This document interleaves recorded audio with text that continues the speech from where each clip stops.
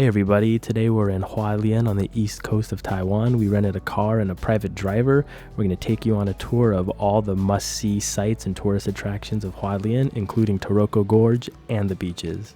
Hope you guys are ready.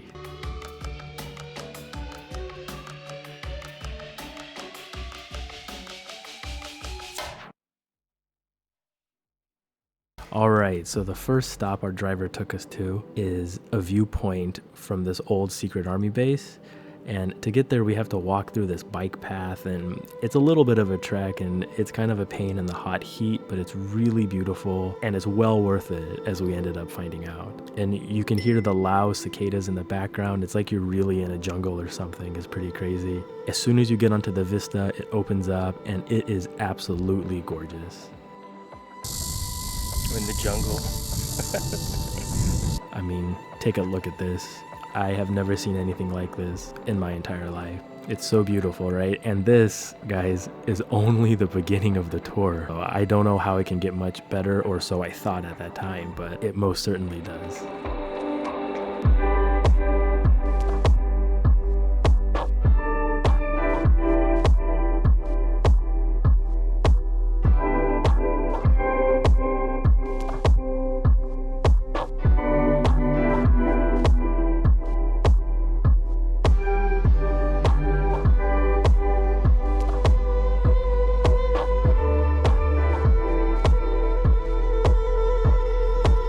So the next stop is QixingTan Beach. This is probably the more touristy attraction. It's the more well-known. It's the beach we saw from the cliff. Yes. You can see in the distance that that's where we actually were, on the cliff, viewing this beach down from our previous location. This beach definitely has a very out of this world feel. It's like you're on a different planet or something. Between the clouds and the horizon and the mountains, it all looks very beautiful. People tend to like to stack rocks on these beaches in Taiwan. It's kind of interesting, so you can get that done if you'd like.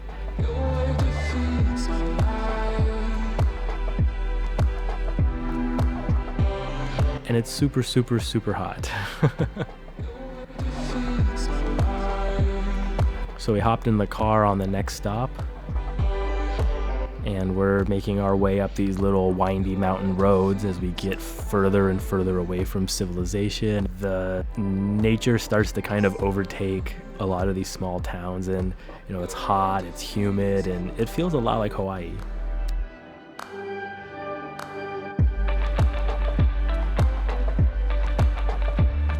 So the next stop is Manbo Beach. It is definitely one of those off the path kind of things. We were driving in the dirt for a bit in the last part. Look at the bugs and birds. Wow. It's like black sand. Cool. Between the trees, you really get that jungle feel, and then boom, it definitely opens up into something, again, out of another world. It is so beautiful. Wow.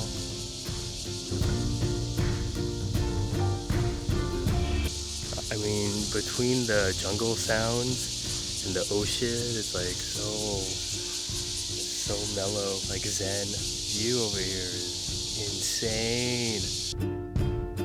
The sand is slightly darker here. You can almost call it black sand. It's gorgeous, and it's deserted. There's no one here. So we spent some time taking pictures and just kind of basking in the beauty of this beach. And then we went ahead and walked back to the car.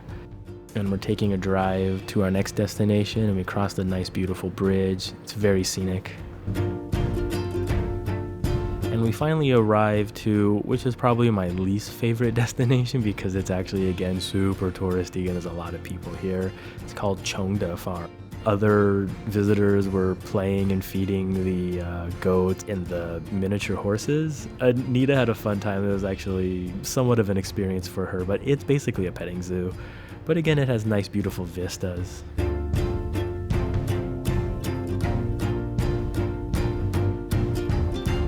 Chongde Beach. This was probably one of my favorites because it actually had some older boats or, platforms, and people were also doing stand-up paddleboarding. So there was a little more to see there. Again, the natural beauty was insane.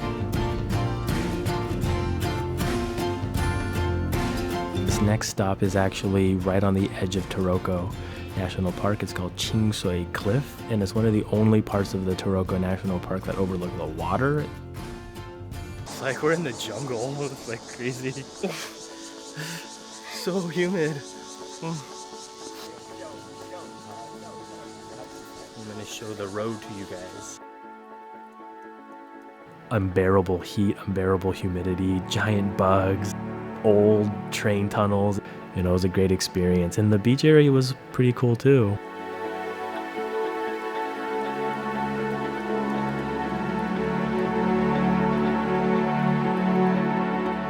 This is so pretty. I didn't think Taiwan had this kind of stuff. I'm really impressed, except it's super hot.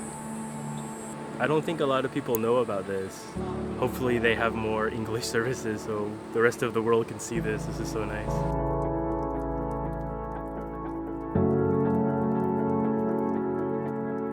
So we escaped the spiders and the crazy forest and jungle, so now it's time for lunch.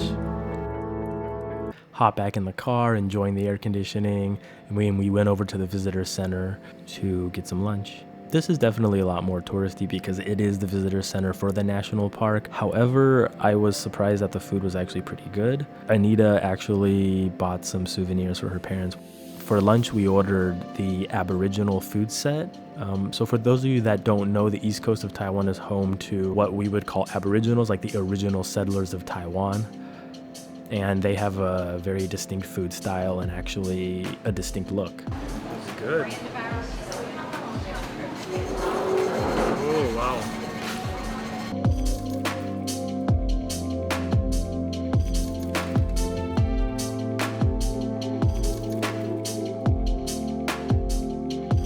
And after that delicious lunch of pork and veggie sides, we hopped back into the car and we started to head towards the Taroko Gorge itself. This was a bit of a mountain climb, windy roads, but again, really beautiful. And I was surprised to see this part of Taroko quite developed out. The bridges were new, you know, it just looked like a nice area to be in.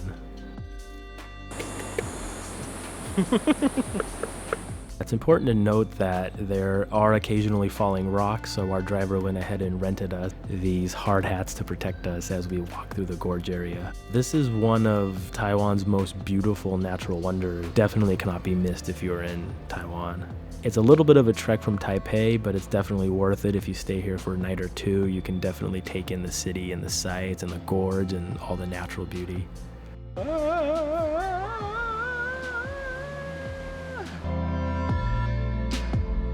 So this style of rock formation is very typical to Taroko. Some of it's, of course, demolition by man, but the gorge itself is in its original state.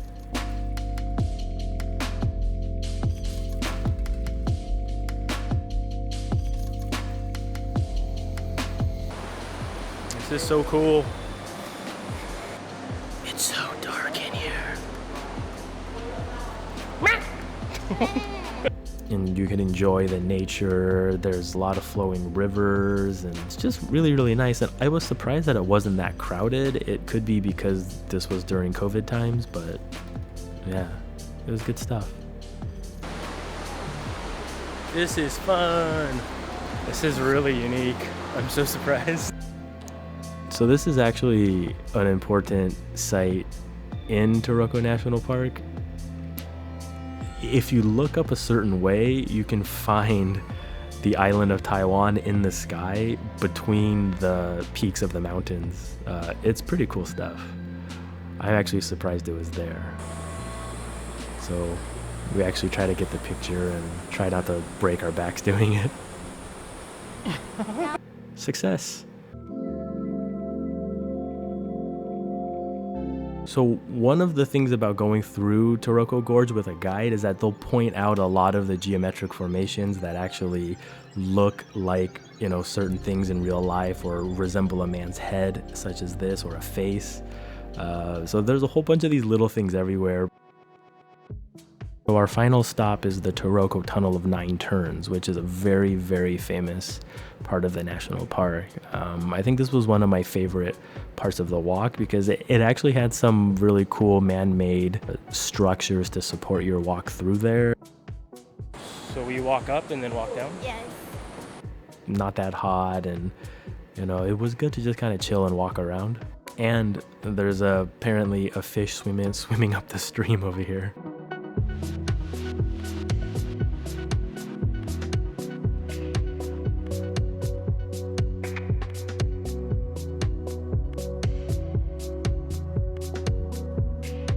We're in another cave. Yeah, just a side note, I don't think it's possible to explore Hualien and Taroko without a car. So you either have to rent a car, rent a scooter, or get a driver. I recommend getting the driver because it wasn't too terribly expensive, and we got the driver for 8 hours actually, so it wasn't bad. And it was about 75 bucks. There's lots of walking. Look at this up here.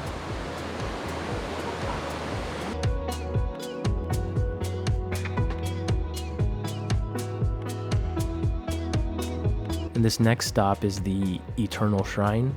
It's in the Taroko National Park, but we didn't actually go into the shrine itself. You can, it's an option, but here it is from a distance. And again, it's really beautiful.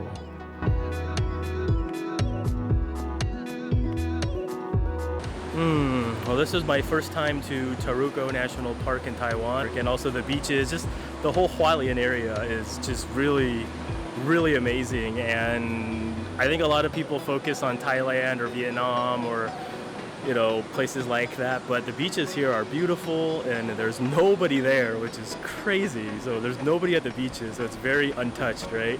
And then even here, it's not that crowded, and it's some really, really amazing geological formations, cliffs, rocks, water. It's very beautiful. I think the only thing Taiwan doesn't have is skiing. You can hike, you can camp, you go on the beach. I think you have like water rafting and kayaking, and I mean the ocean, dolphins, food, city, MRT, like so tofu.